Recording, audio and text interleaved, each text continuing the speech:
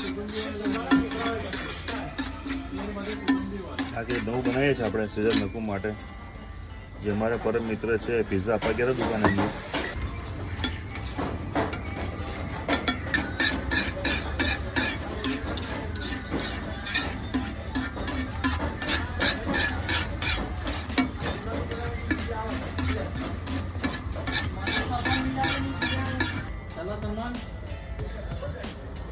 અમારું ફેવરેટ આઈટમનું આપણા પરમ મિત્ર સેજલ નકુમ પિઝાવાળા.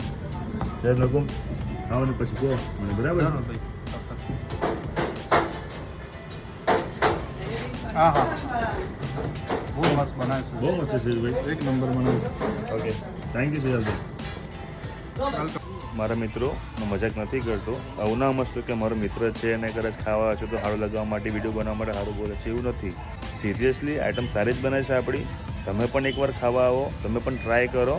આપણે લોકેશન મેં તમને બતાવી દઉં છું.